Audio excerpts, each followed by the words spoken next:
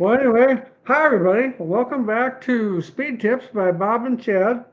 Um, Both Chad and myself, we got to spend the last 8 days at the IMCA Super Nationals in Boone Speedway in Boone, Iowa.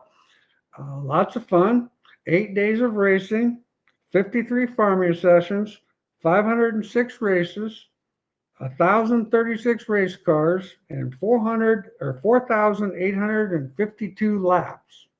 Uh, Got to see a lot of people. It was really exciting. A little bit long, but it was still a lot of fun. And the thing that was great about the whole event was the weather was awesome all week long. We had mid 70s, low 70s all week long, and so the people, were out and about a lot more. Monday, the traffic there on Vendors Row was awesome, and it was just great. What'd you think, Chad? Yeah, what a week. Like you said, I think it rained for maybe 7 minutes on Thursday, and the rest was, probably the most beautiful week we've ever had there since I've been going. So pretty awesome week. It was great to be there, and you put so much effort and work into it, and leading up to it, and you're kind of burned out by the time you get there, and then it drags on for a couple days, and then boom, it's over. It's like, well, what happened? So Yep. we had a really good week.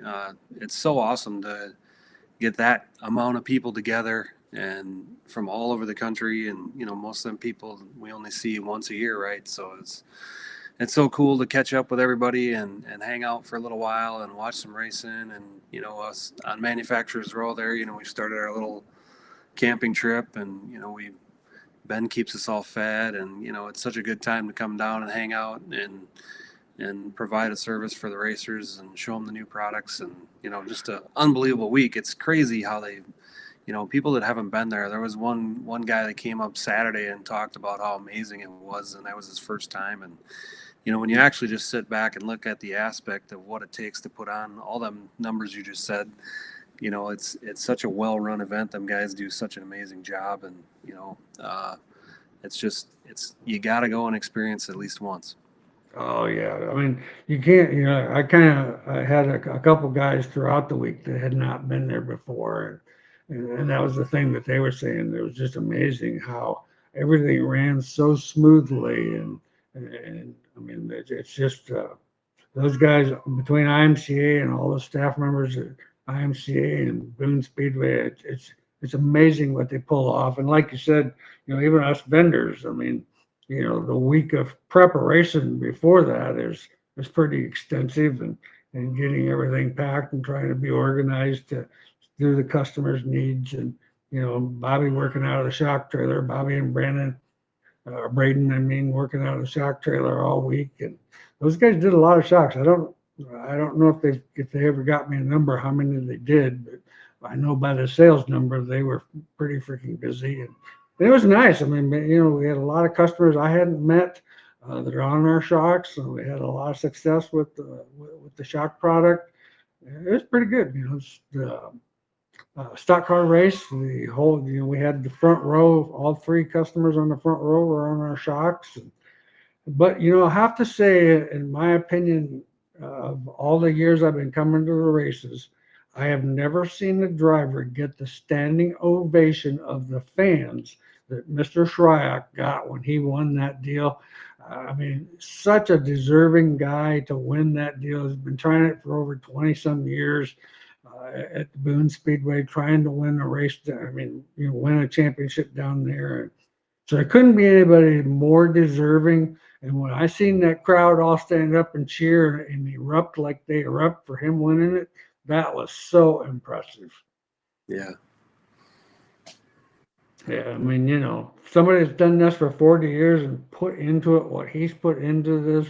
I mean, he doesn't have any hobbies. I mean, this racing is what he does. That's life. And yeah, I was very happy for him. I thought that was pretty cool.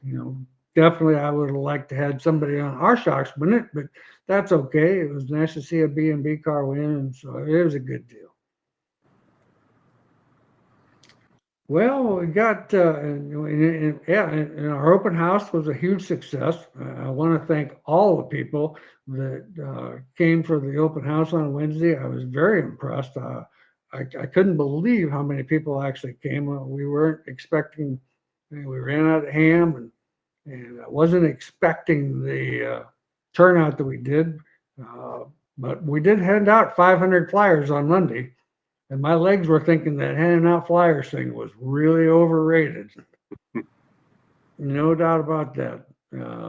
Luckily, um, I had some good help. Braden's girlfriend um, helped me, and so we handed out flyers, and so it was a lot of fun. I mean, like I said, the whole week was just a lot of fun. I mean, it was just you know, my body seemed to take it well better this year than it did last year because last year we had all the hot weather and it was just a fun time. All right, Gary wants to know: can too much stagger in the front cause loose exit? Mm, I don't really think front stagger would actually cause loose exit.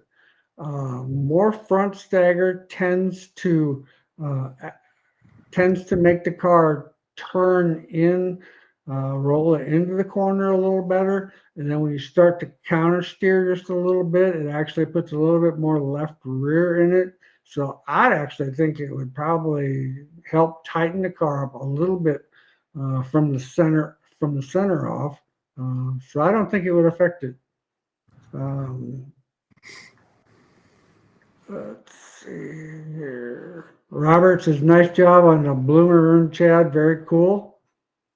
Yeah, that was quite an honor to get to machine that when Reed called us and asked us to build it. We built Rick Eshelman's also, and you know, that one was especially an honor for me. You know, Bloomer was such an innovator, and I consider myself kind of an innovator. And you know, to be able to make that was definitely an honor. It was probably the coolest thing we've ever made here. It started out at 200 pounds, and it weighed 34 pounds when it was done, and you know, it was pretty awesome. We had a little extracurricular activities even making it, so we put it in the CNC machine after it was anodized to dust the top of it, and the power flickered and that machine shut off. So, and the other 11 machines kept working. So I don't think Scott wanted us to dust it silver. He wanted it all black, but it definitely turned out badass. So hopefully he's happy with it and didn't get too mad about us dusting that face off. But yeah, what an honor. You know, like I said, probably the coolest thing we've ever done. Awesome. Um, Pauline Ronald, UMP Pro Mod, 3-link sliders in front of the rear end with shocks in back. What is the left rear spring doing when on the throttle, and what does increasing or decreasing spring rate on the left rear change? Um, well, when the car with the even if it's solid upper length, when the car steers, it's going to steer and try to compress that left rear spring. So what we found, we've actually went to softer springs there so that you can put a little bit more load in it, you know, around 250 pounds of load in that spring. So it helps get the car up on the bar because your traction still is off your trailing arms once the car is up in dynamic mode because there's not a lot of load on the spring. But getting there definitely helps it quite a bit. So that's kind of what it does. I mean, it the right rear kind of compresses too, just because of body roll and actually spring stiffness under roll. But the left rear, you'll get you'll actually get some pinion angle movement, and then that spring will actually compress because of the pinion angle movement. Charlie, good afternoon, gentlemen. I always enjoy listening to you two weekly. Question is right rear feel. Have been struggling to feel the right rear middle of the corner and exit. I've been playing with increasing right rear load and adding right rear side percentage seems to get better, but far from perfect. What are your thoughts and experiences? Um, Usually, right rear field sometimes can be a little marginal up off the corner. Um, I would actually try more angle in the trailing arm with a little bit more load in the rear. To try to get more feel through the trailing arm would be my probably middle to exit. It's either that or reduce the chain load so that the car can get drive angle in that lower bar faster and not keep it down so much so that you can still keep the feel. Because once again, the right rear is going to have load because of the spring. So you're doing the right thing by putting right rear load in it. I think that's going to make it better, but probably working and trying different trailing arm angles. The other thing I would try is from the center of the axle housing where you're actually mounted on the axle housing, put that closer to the axle housing than the left side is, and that will definitely put more load in that right rear tire. Jason, what is a good starting spring rate for an IMCA modified? What changes from a tacky to slick? Well, I don't actually change springs. We work with loads. We change shocks a little bit. The spring load seems to be pretty consistent. You know, our cars, like IMCA stuff. We're running a pair of 500s in the front. I know some guys are a little softer on right front. Some guys, if you like the car to be a little tighter on corner entry, I would definitely stiffen the left front up. 550 and 500 is also a common number that I hear. Left rears, they're all across the board, somewhere anywhere between about a 75 and a 125. 100 is kind of a common number that I hear more often. That's sort of what we run. Left rear, the right rear kind of depends on the car and the driving style and where the spring is located. 225 is probably the most common, but 250 is another number that we hear quite a bit too. If you go too soft on that right rear, the car kind of becomes a little lazy and doesn't want to get up and get going in the middle of the corner. What's your thoughts, Chad? Yeah, I think so. I mean, the right rear, it seems like guys get too soft there, and then the car will just overpower that and get into a skate, a loose condition. So balancing the right rear, even going back to what Charlie was talking about, most of the time the left rear is pretty numb. You get it to where you're at your max bar angle and your max steer that the car wants, and then you kind of tune the right rear there as far as your side bite and your bar angle and your drive angle and your spring load, timing out how fast the car hikes and builds traction off the corner. So definitely, tuning the right rear is important. Yes. Chris, I have a question for you guys. You set ride heights and scales with a 175 or 200 on the left rear. Then you put a soft spring in the left rear. Doesn't that change the right front, right rear heights? Actually, Chris, we've kind of went away from that.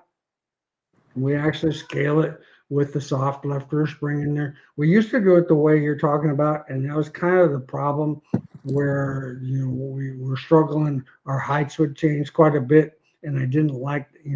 I really don't care about the height on the left rear. I'm definitely more concerned about what the front end heights are. They need to be right on because that's kind of where the roll center is set. Right rear is kind of an adjustable height that, if you want it, to be a little bit more right rear dominant, if you raise it a little higher, and if you don't want it as right rear dominant, you can lower that right rear, but it definitely changes the height. So we actually scale it. We've actually done that now probably for a year and a half or 2 years. And just scale it with the actual springs that you race.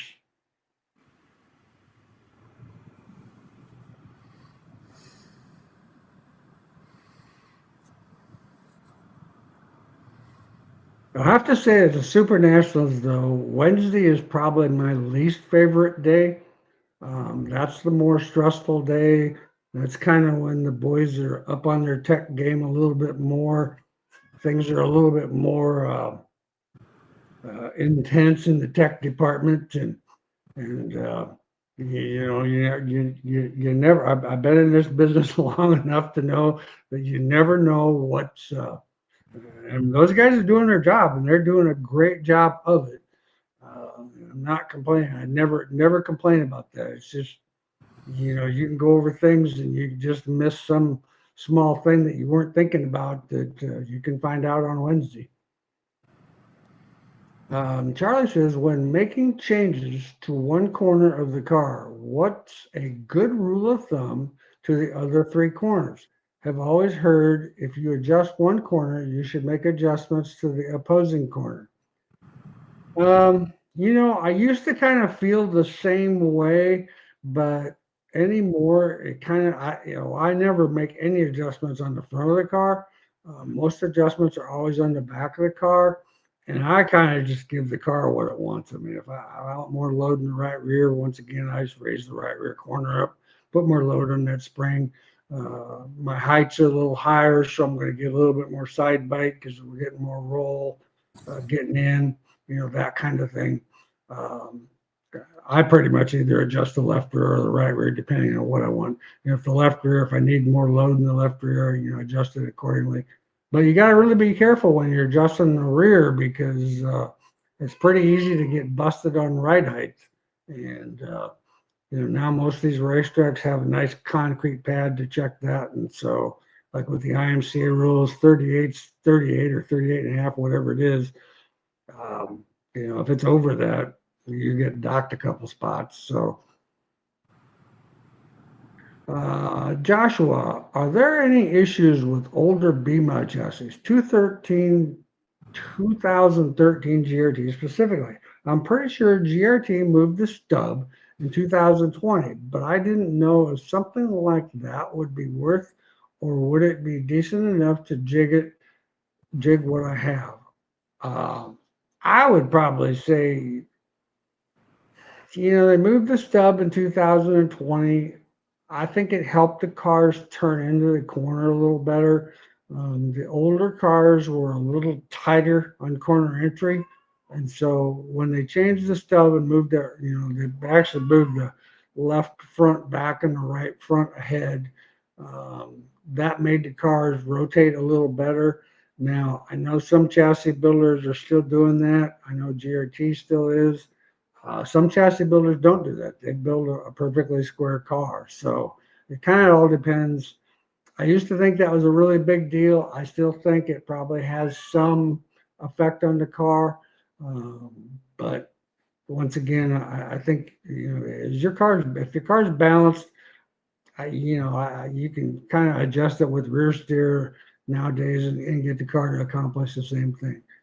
In answer to your question, I always believe that, especially if you've got an older car, having it taken somewhere, like bringing it to us or taking it to GRT, setting the car on the jig and making sure everything is square is huge because the stub could be slightly bent, and then you're fighting an unknown. You have no idea what the problem is, and so I would definitely spend the money and have it put on a jig and make sure everything was perfectly square. Jeremy, on the left rear of a 4-bar car, what does moving the upper and lower bar up and down really do? Good question, Chad. Well, the left rear, the top rod is going to be your drive angle. So when you move that up on the chassis, it's going to make the car freer on the corner entry and give you more traction. So, and down on the cage would be the same effect.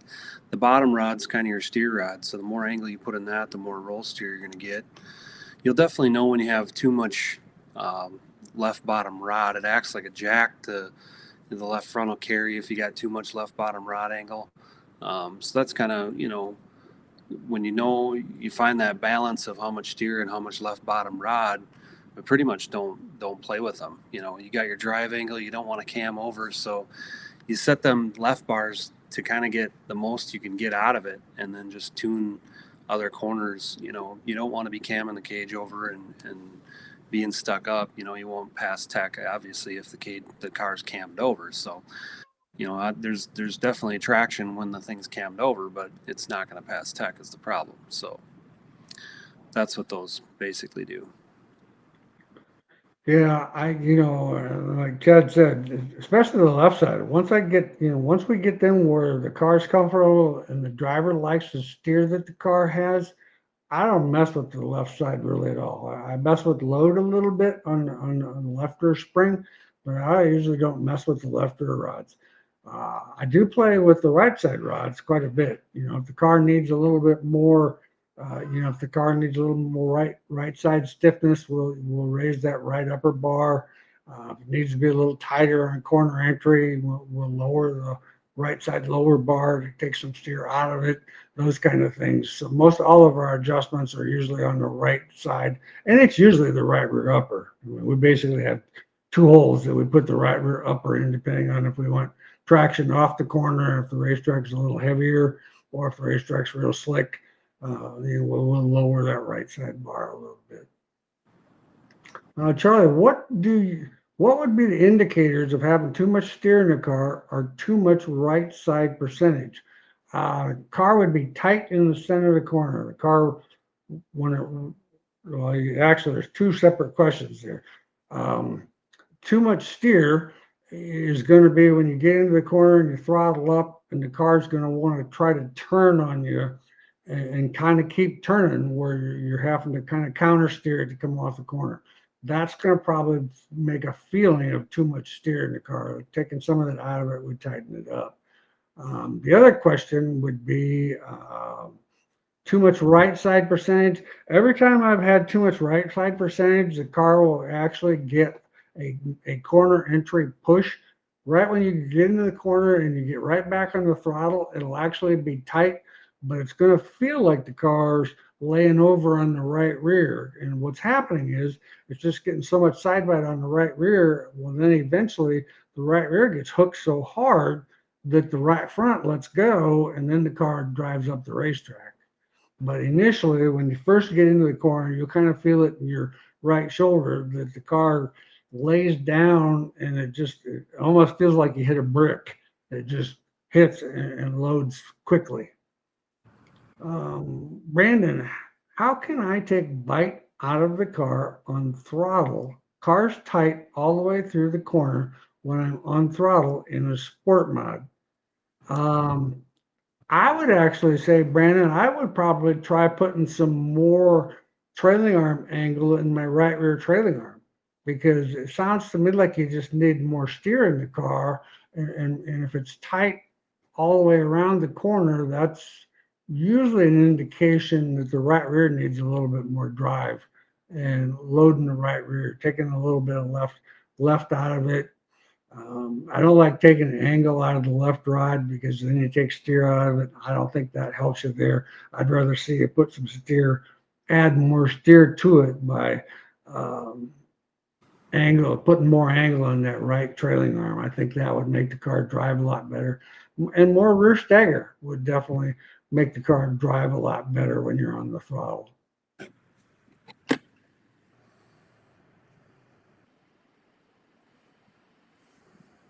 Well, by the time I got to work today, the boys pretty much had the trailer and everything all unloaded. Now, granted, it's not all put away, but um, I was completely amazed. Where we're at, it's asphalt and concrete, so you would think it would be not super duper dirty.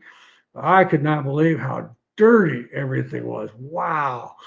I mean, it's just like all the clean parts like almost need to be washed off before you put them back on the shelf, because they look like they got dust all over them. And I was looking at that stuff today, and I'm thinking, no wonder my nose wasn't feeling quite so right. I thought maybe I had a breathing problem, but yeah, definitely a little bit dusty. So, but that's a characteristic of being at a dirt track. Ron, on an A-mod, left rear shock is a BHE 10.2. Is that a good number for a left rear, or do we need something else? Um, that's a very universal shock. Um, That's probably our go-to standard number. Depending on the driver and how the driver likes to drive the car, if he's really, really good at trail braking the car, we'll actually go down to like a 8.2, a little less compression. I think a little less compression will give you a little bit more traction, but the driver's got to really be good at trail braking the car. Otherwise, what can happen is you get too soft on the compression on that left rear shock. When you go into the corner and lift off the throttle, the left rear kind of wants to drop down too quickly. And then all of a sudden the steer goes out of it and then the car pushes. So um, 10.2, like I said, that would be our baseline shock. That's pretty common. That's, Kenson, what is a good starting point for static lead or trail on a USRA B mod? Um, I always start with the car straight up. Um, or I would put, I would have my right rear a little shorter. Because keep in mind, when the car comes up off the corner and you get drive angle in that left rear trailing arm, it's going to bring that left rear tire forward. So when you're on the throttle, you're going to have trail in the rear end always. So a lot of times we'll start with a quarter of an inch of lead in the car where the left rear is longer by a quarter or the right rear is shorter by a quarter, depending on how your motor setback is. That seems to work pretty good. And then adjust it from there. It just all depends on, there's times where we've run on super slick stuff. We've run 5/8 of an inch difference between the two. Kyle wants to know, Chad, how do the ride height checkers did, how is it? Chad, how many ride height checkers did you sell? Yeah, we sold out. That was very popular. That's why it's so important to go to the racetrack. That was an idea that came from Andrea McCain, who races stock cars, and she sent a little scratch paper with her vision, and we turn it into a product, and we take it to the Super Nationals and unveil it and sell out. And I don't know how many we got on order already, but what a cool tool. I mean, just a easy way to check the ride height instead of using a tape measure and getting down on your hands and knees. And so it's awesome. That's what we bring the racer and the crew chief. We bring their innovations to life and give them credit. And it's pretty awesome to see that one come out of the gate so hard. So we're excited about that. We had all kinds of ideas for other ones too. So stay tuned. We might have a whole line of ride height checkers for every class imaginable. Awesome. Yeah, well, that would be really good. I seen that laying on your table over there, and by the time I actually got over there to look at it the one day, you had sold out. It was gone. So it looked pretty cool. Didn't take long. No, it didn't take long because I think I was over there early in the week and they were all sold out. Um, Adam wants to know what's the scoop on the steel jam nuts for the sliders, Chad? Yeah, well, it turns out no aluminum suspension parts means no aluminum suspension parts. So we've always made the jam, all the way back to the first one we made with the little aluminum bar. Some things you just machine them out of aluminum because they're easy. It obviously wasn't because it was lightweight. It was just easy to machine. So the new version that we made, the slip collar style, which is a badass design, and everybody liked it a lot. And my guys wanted to turn it blue, and I said, if you turn it blue, the tech man's probably not going to like it. And sure enough, Dave didn't like it, so we had to make a steel jam nut. We might make that slip collar style in steel, but my bad for making aluminum jam nuts. Got my hand slapped. No worries. We moved on. So gave out a couple hundred free nuts there at Super Nationals, and life is good. Charlie says, thoughts on a 4-inch on the right rear. Besides for tightening the car overall, what else would that be doing to the right rear, as in like spring rate or feel? I am not a huge fan of a 4-inch wheel.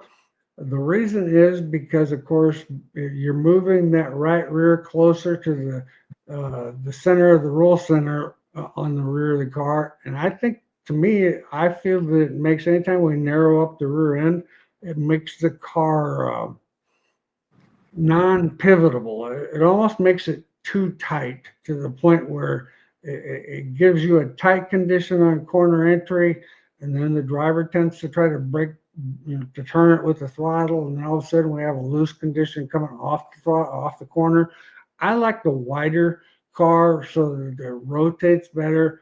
Uh, put a little more panhard bar angle in it to load that tire if you need to. To me, every time I put a 4-inch wheel on the right rear, it just seems to tighten the car up too much in corner entry. And like I said, then you try to adjust around that, and then it just ends up being a little bit looser off the corner.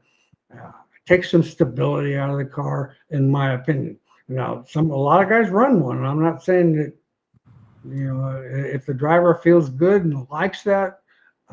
My previous experiences have been when we suck that right rear in, it creates more tire wear, it creates more load on that right rear tire that, because like I said, you're moving everything closer to the center of gravity or to the roll center of the roll center there. Um, Jason, are either of you guys going to be at the Wasota 100? I will not be. Um, I, I just, man, yeah, it's just a long ways away from home, and by the time you endure 8 days at the IMCA Super Nationals, you kind of almost need a weekend off to get to your lawn mowed and all that stuff that you didn't get done for 8 days. I used to do all three. So a couple years there, I went to the Super Nationals, the Wasota 100, and then the Jamboree at Deer Creek. But I was a lot younger then. We did have a meeting day. I don't know. My guys kind of were like, "Nah, we're burned out." So that's the bad part about the Wasota 100 being the week after Super Nationals is we're all kind of burned out. So it don't look like we're going to be there either. Yeah, we used to go. We used to do the same thing, and like you said, that being younger thing made a big difference with that theory. And the last one that we used to always go when the show was there in Huron, and Dirt Track Supply was a big shock dealer of ours, and so we kind of went up there and supported them, and I always enjoyed it. I mean, it just got to be to the point. Once IMCA went to a longer schedule, it's just a lot because we'd have to, with practice day usually being on Wednesday, we'd have to turn everything around and be on the road by Tuesday, and that was it's just too much to do. Um, okay.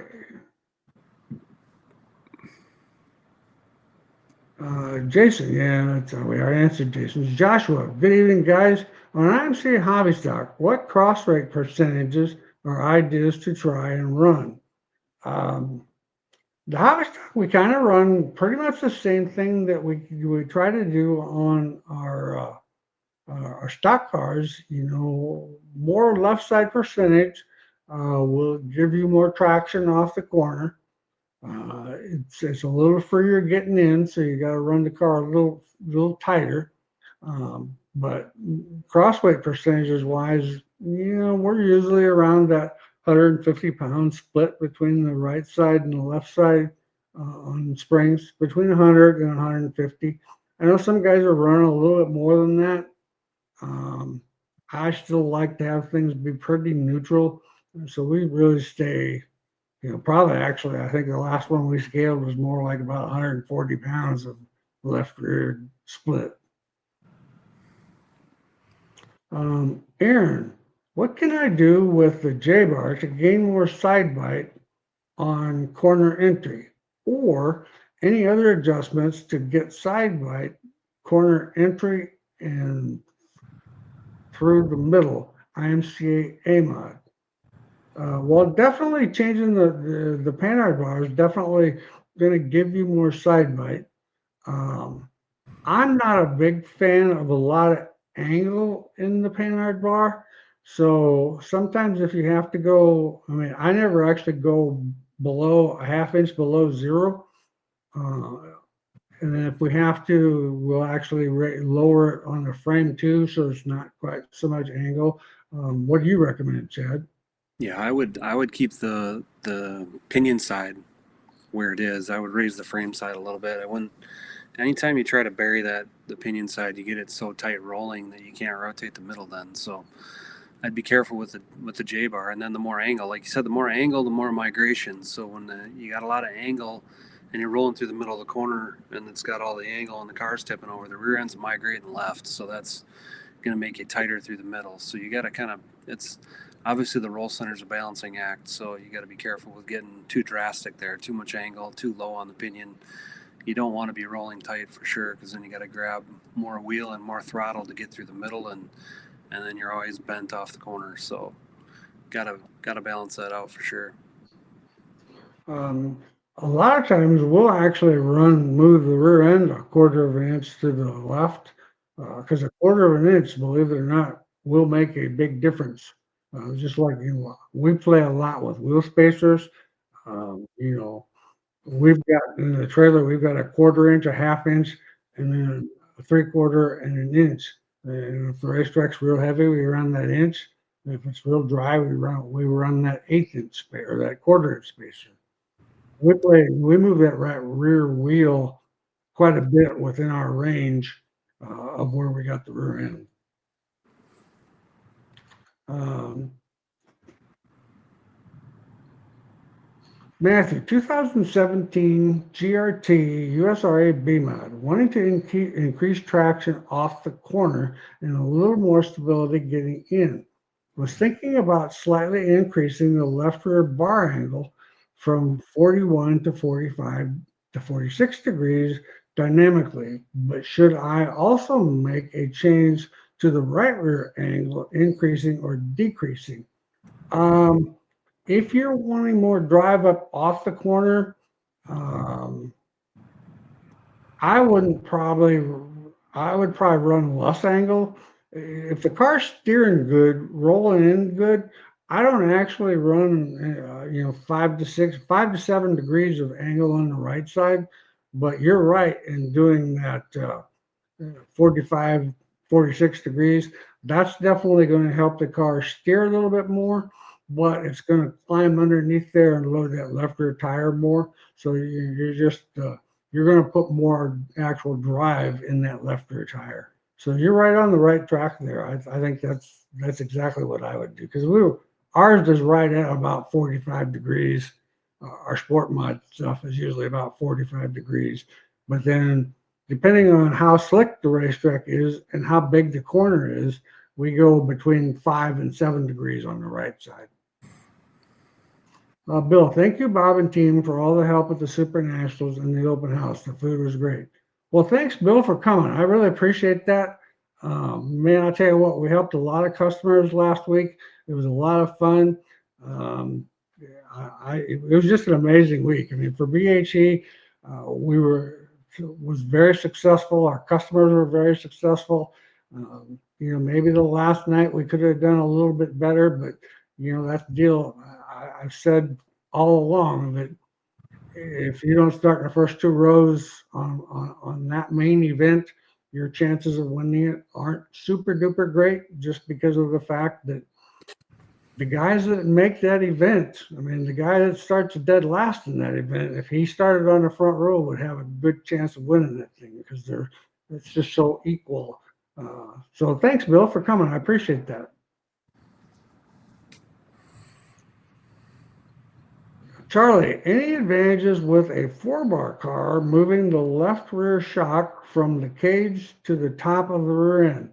Um, I experimented with that probably 5 years ago, and I didn't think the consistency was there like I liked it to be. I thought maybe there would be more consistency, but moving it away from the cage, it didn't, you don't have the cage indexing working into the spring or working away from the spring. And so it seems like I don't know. I didn't think it had the drive that I wanted it to have, and it didn't have the drivability that I was hoping for. I mean, it just didn't give me that excitement that I thought we would have.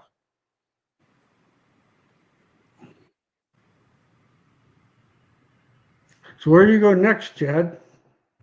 I'm not sure. We're trying to figure out where we're going next. We're trying to get the rigs situated, and it don't look like this weekend, but the following weekend, you got the USRA Nationals, and then a big race in Texas that Chase Allen's putting on. So we're trying to figure out if we want to go 9 hours or 14 hours. So we'll probably be somewhere in 2 weeks.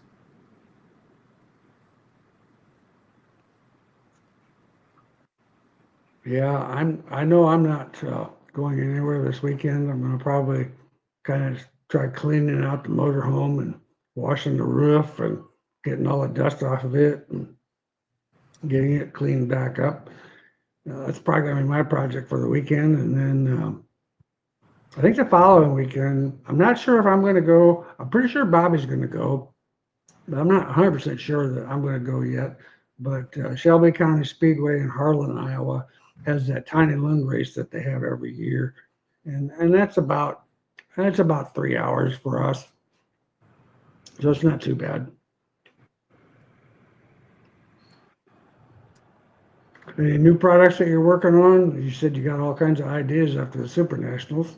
Yeah, more ride height stuff, and we actually had a new product there that we forgot to even do a release on. We were so busy, and then Colby came home to race, and we were a little spun out. So we had and I didn't even bring one up here for tonight, but we made a new a product for Nick Hoffman for attaching a 3/8 Heim to a tube. So it's a little clamp that accepts the 3/8 Heim perfectly, so you can run a strut support to the right top of the T rod or the T bars. So with a shifter tube, so a heavy duty strut support for the T bars. Some guys run them from the left side all the way up to the right side. A lot of the late model guys use them. So that was a new product that we had there, and we forgot to even launch it. We were so busy.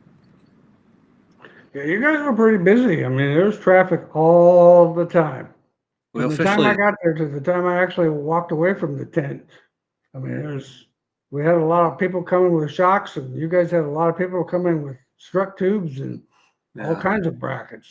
we had our worst slider ever as far as, well, two basically. One we couldn't get apart.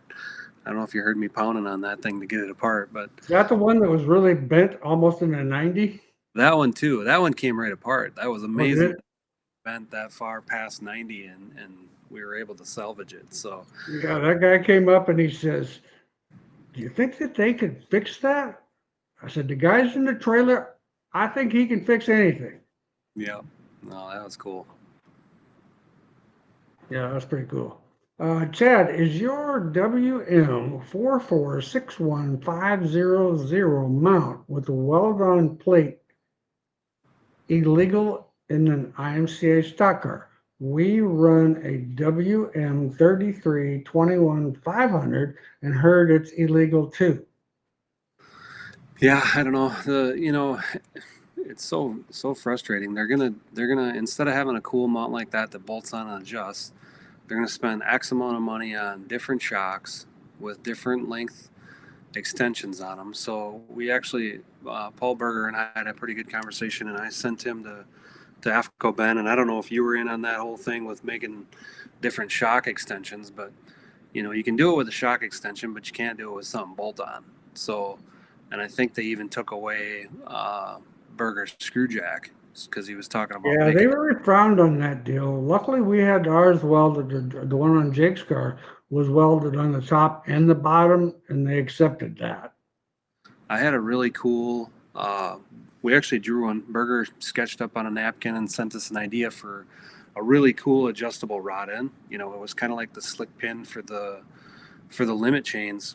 That would bolt on the bottom of the shock and then have a little bit of adjustment. And um, Dave didn't like that either. So Yeah, it, I can't believe that would fly. it's going to be a thing where we're going to have all these different, extensions for these shocks, and you're going to have 5 shocks with all these different links on there, so you can bolt them on, and it's going to cost 7 or 8 times as much money as a cool mount would, but it is what it is.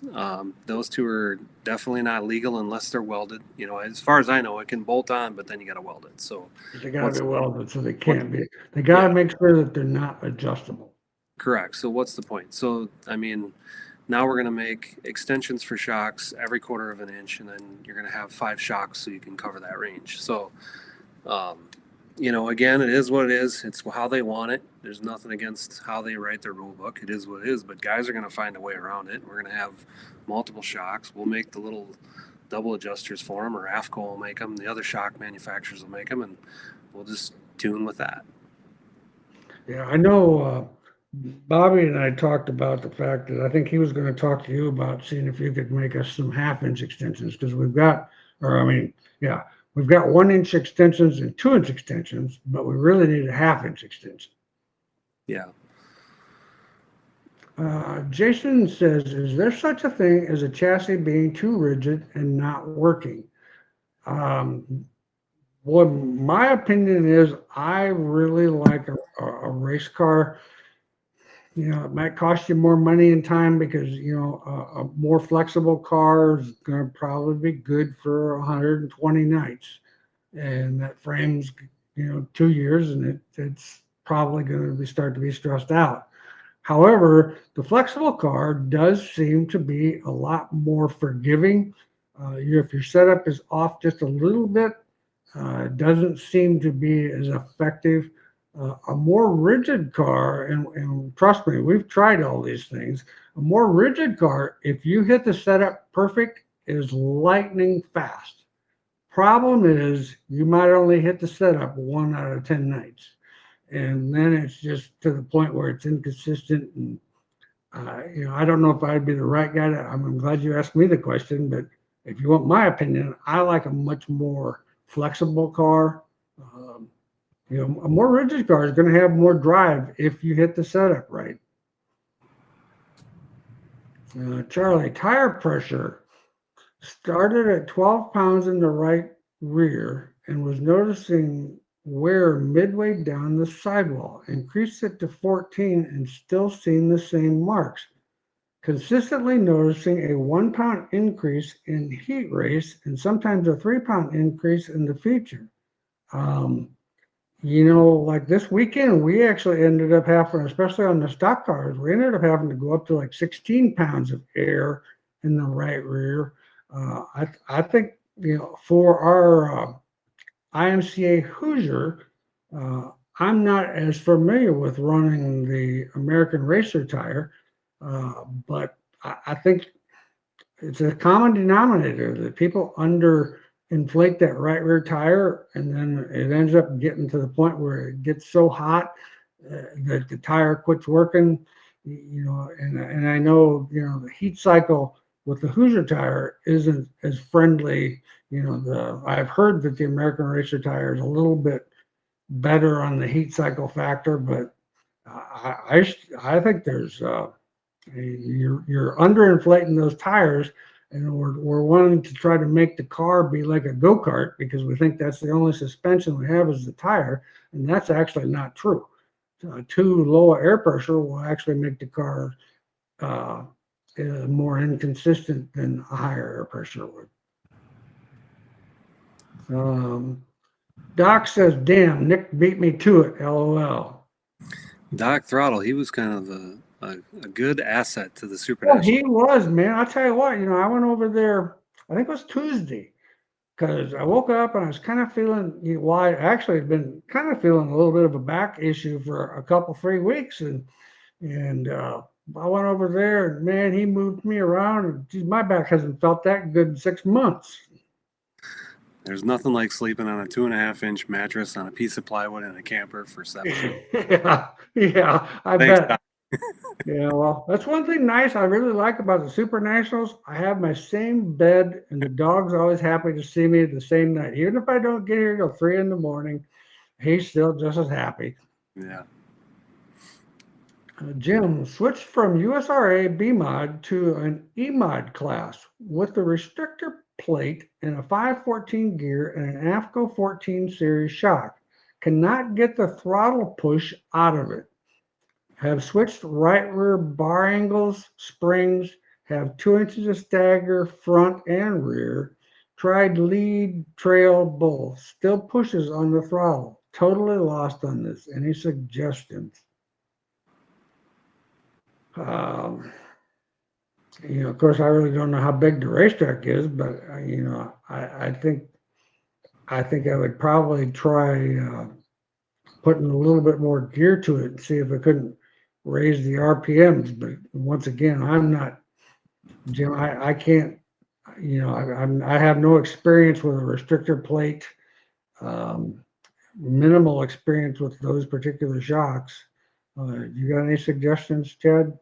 Yeah, I mean, when you take horsepower away, the car needs to be free, right? So Yes. anytime you go crate racing, if you look at the setups and the mods that were open motor days versus the crate motor days, you had to drastically free the car up. So one thing you didn't list there is the Panhard bar. I don't know where the J bar is. If that's buried, that's probably the first thing I would look at is Yeah. roll centers teams tend to roll tight. So if you don't have enough speed or horsepower to rotate, you got to have that Panhard bar high and have that roll center in the rear high so the car will rotate off the fuel so you're not tight in the middle for sure. And the other thing, depending on how the rear suspension is in that class, I would contemplate moving my whole rear end a little bit to the right, um, unless they allow you to run wheel spacers. Um, Yeah, there's a that would be my suggestion. Last question. I know I've asked a lot. Really? Well, everybody's got their opinion. Pull bar length. Should I keep working on trying to make my pull bar as long as I can, or could there be a point of making it too long? Thoughts between pull bar versus lift arm. Pull bar is going to give you more traction because of how it makes the car. Because what it does is it actually takes the load and tries to raise the load on the rear of the car by loading the rear tires that way. A lift arm tends to try to lift the whole car. Lift arm is going to be more drivable. Um, on super slick stop and go stuff, probably is not going to have as much traction. But in answer to your pull bar length, I believe that too long of anything that's I don't like anything over 30, but I know there's some companies out there that are running 36 stuff.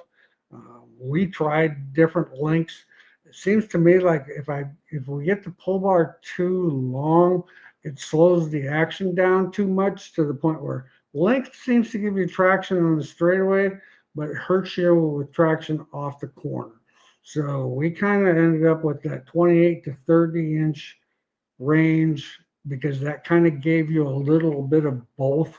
The original GRT stuff used to be around 22 inches long and had amazing traction off the corner. But I felt that by the time you got to the flag stand, some of the traction was kind of starting to go away. So we kind of played with more length, and like I said, ours is 30 inches, and we try to keep it between that 30 and that 28 and 30 inches seems to work really well. Yeah, the longer you get, the more susceptible you are to failure. Most of the failures we see in the pull bars is guys that are running really long. So when you make it longer and you move the front mounting point farther forward and you decel. So when the longer the bar is, the harder the decel motion, the more it wants to snap that 3/4 tube or the shaft in the middle there. So all that force decel wise is very hard on them. When you get them longer, like you said, more traction, yes, but you're going to hurt the initial. And I think it's more susceptible to failure past the 34-inch, 32-inch mark. Well, you're 100% right on that because what happens is when you get longer, you tend to move the front of it to the right, thinking that if I move it closer to the right front tire, that I'm going to actually get more um, traction. Well, when the car actually rolls, the rear end actually kind of rolls the top of it to the left. So then you get more angle on it. And like Chad said, with the DXL, when you get super long and if you're a little at an angle, I mean, it can snap that thing in a heartbeat. And plus, it'll try to drive the front frame, the right front framer on the ground. And Yeah, it just makes the car inconsistent, in my opinion. Um, Brett, what is the difference in the Panhard bar being low or high, same angle? Well, you kind of talked about that Panhard bar thing. High is freer, low is tighter. So you don't want to get it, where it's low and buried, and you get rolling tight. The angle has more to do with roll, how much side bite you get with the angle, and how much rear end migration you get through travel. So, like I said earlier, definitely a balancing act. Higher is freer, lower is tighter. Yep. Yeah, we've dropped it down to the point where it lowers the roll center so much that it actually hooks the left tire up almost as much as it does the right tire. You'll actually gain left rear heat more than right rear heat, and that thing won't turn in a 40-acre field. Um, Brandon, so I'm trying a 100-pound left rear spring with a 225 right rear with a 1/4 inch of preload at full height in my sport mod. What do I need to be mindful of with this setup versus the standard setup? I think you're right on. I mean, I think that's a great combination, Brandon. Maybe you might, you play with preload a little bit. I'd probably maybe go a little more, maybe even 1/2 inch. Other than that, I think that setup is pretty much what we're running, right? And it works really well. I mean, we've tried the lesser spring on the sport mod, and I don't know, we're between 100 and a 125 most of the time. And so 100, it works really well. Ed, hi guys. Have you either had experience with strange oval axles? Any advantage to these on an open motor A mod, or should I look elsewhere for speed? I can't really say that I've had a lot of experience with the strange oval axles. I know a lot of people run them. Yeah, definitely a tuning device for sure. There's definitely grip there. One thing you want to always keep track of on your axles is the twist. You're always going to want to mark them when they're new and watch them. They'll twist, and there's a life expectancy. It's a spring. That's your traction device from the rear end to the hub. So there's definitely traction there, and that's why they came out with those strange axles. But you really got to be careful with the life expectancy of them.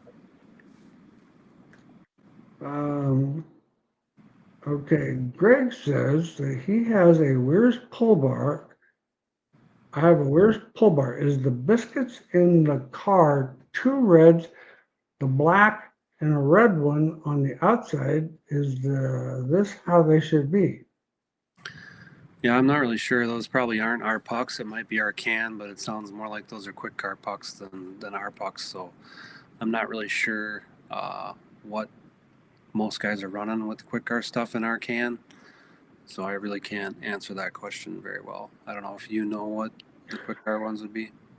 I, you know, the um, no, it's been so long since I played with them. I don't know if I could actually tell you. I know Bobby's played with some of that stuff. I mean, feel free to give us a call at the shop there tomorrow and ask to talk to Bobby about them. I know he was playing with different biscuits and different springs and all kinds of stuff throughout the summer. I'm sure he probably told me at one time what they were doing, but I probably didn't. They probably didn't register or sink in. Tommy says, on an IMC stock car, do you run a square rear end, a, a square rear steer, or um, actually, most of the time we will run the rear end square.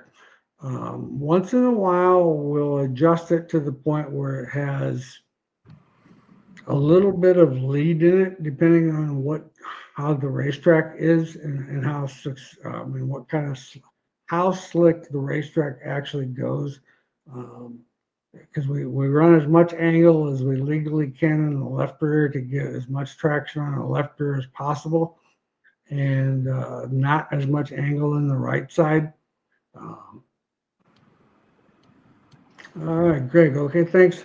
I think they are quick carb biscuits. Yeah, color wise, they sound like quick carb biscuits.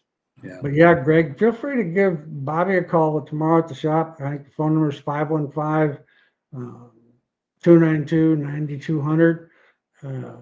I know he's played with them because I see biscuits all around there, and they played with spring bars and biscuit bars and all kinds of stuff. So I'm quite sure he could answer that question for you. Well, looks like we're up on time. Sounds like September, today's the 9th, so it sounds like September 23rd, we'll be back here again. And maybe we'll have some information from the Lesotho 100 or some of those other races that are going on. And I know there's a lot of big specials coming up. Um, Marshalltown Speedway is probably the one that I'm going to go to. That's in October sometime. That it's only 45 minutes from here, and I always go over there and support those guys. Um, but I seen on the internet today all kinds of on Facebook. There's all kinds of racetracks advertising specials. So there's a lot of racing left to do, weather permitting. So all right, guys, thanks for tuning in tonight, and once again, thank you all for all your support at the Super Nationals. We both really appreciate it, and we had a great time. 8 days when we got to Wednesday felt kind of bad, but then once we got through Wednesday, it seemed like next thing we knew, I was going loading the golf cart up and going home for the night on Saturday night. So it was a good time, and we, like I said, I can't express the fact how much we appreciate you guys' business and support. Yeah. Thank you, everybody.